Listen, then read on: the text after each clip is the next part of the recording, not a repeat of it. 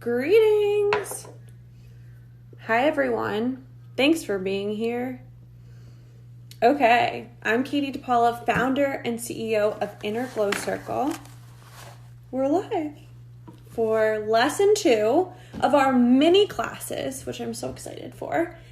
Hi, Emmy. Okay, so today we're going to talk about a few core things. These are our learning objectives.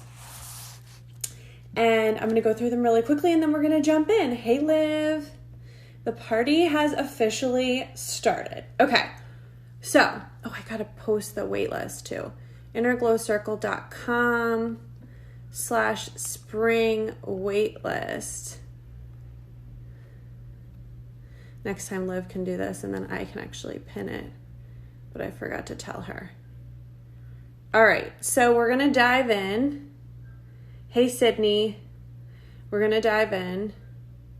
Our spring waitlist is there. If you want to get on the waitlist, great. We'd love to have you. The waitlist closes at the end of the month. So I say just put your name on because there's no reason not to. Okay, so I'm going to be talking about the number one mistake people make when they're coaching, coaches make.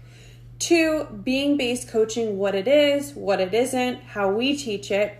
3, how to create breakthroughs for your clients or partner with your clients to create breakthroughs. And then 4, how to coach through limiting beliefs, how to coach through resistance, and how to coach through learned helplessness, which if you aren't familiar with that term, might also be known as victim mindset.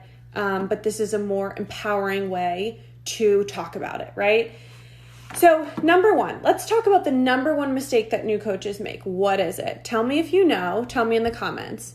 But I'm going to tell you, the number one mistake new coaches make is, drum roll, they don't actually coach. Okay? If they don't actually coach, what are they doing? Well, and if you're guilty of this, it's okay. I've been guilty of this. This happens sometimes. But the number one mistake that people make is that they don't actually coach. If they're not coaching, what are they doing? Tell me in the comments. Do you know what they're doing? I know what they're doing. They're giving advice. Giving advice is not coaching. It's not coaching, right? It might be consulting. It might be advising, but it's not coaching. And so in your practice, you may weave in some of those things. You may weave in consulting. You may weave in spiritual guidance. We have a lot of students who come through our programs who are social workers, who are therapists. So they may be weaving coaching into their therapy practice, right? But coaching itself is a skill set.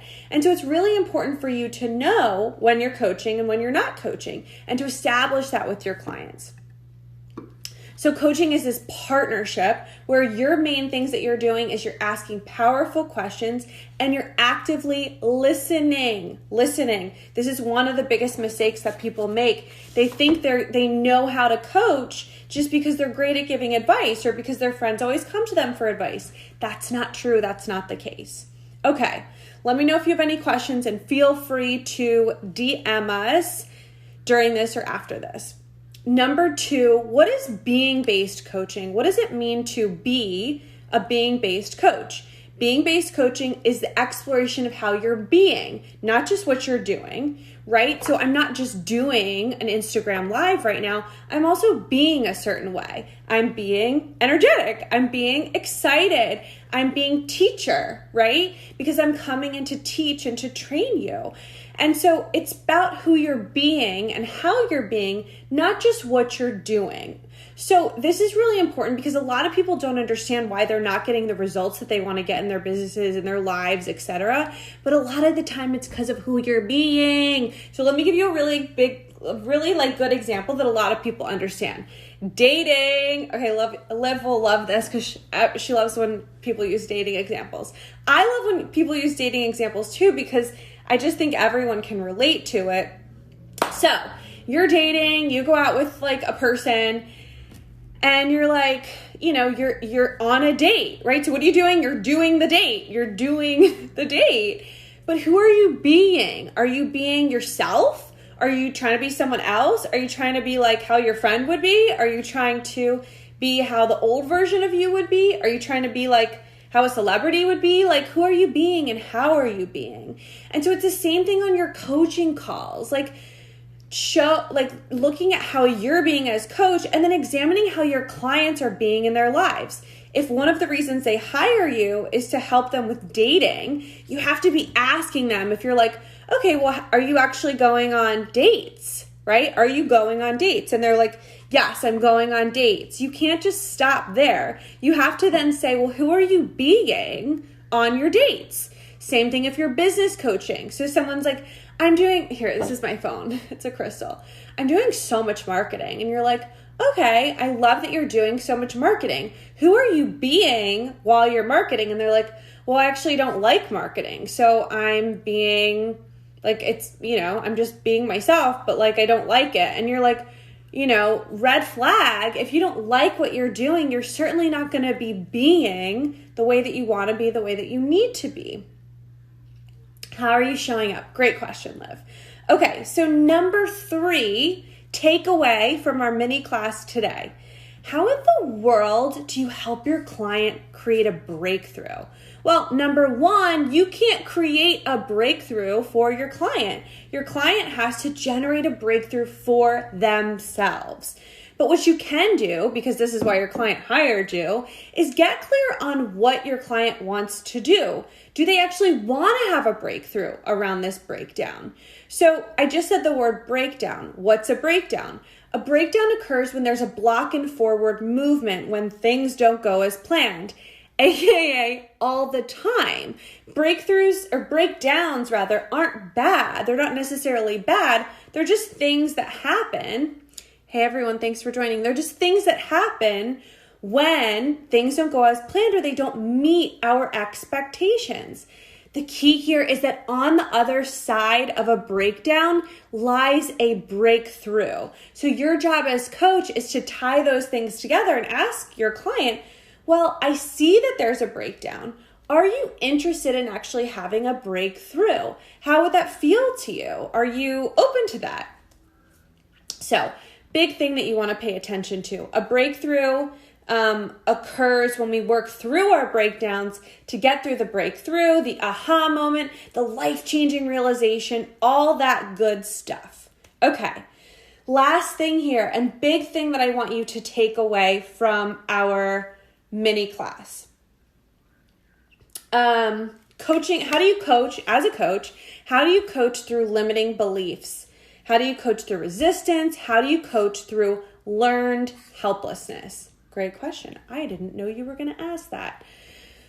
So limiting beliefs are stories that we choose to see as fact. Learned helplessness is a condition where someone suffers from a learned sense of powerlessness arising from a traumatic event or a persistent failure to succeed, right? We're like, well, screw it. I'm just going to give up. How do you coach someone around that? Then how do you coach someone around their resistance? What is resistance? Resistance is all of the patterns and behaviors and strategies that we've developed to keep us safe and inside of our comfort zone. Resistance is a strategy for self-protection. We want to protect ourselves. We want to stay safe. And often it's a response that is automatic, right? We're not like, I want to be resistant and like, I want to kick and scream and I want to feel helpless. Like most people aren't doing that consciously. These are more unconscious behaviors. So how do you coach someone through that? Well, the first thing is helping them identify that this is where they are.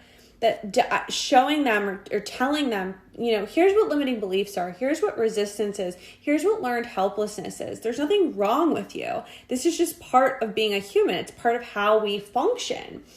And then asking them, like, is this something you'd like to change? Are you open to a behavior change around this?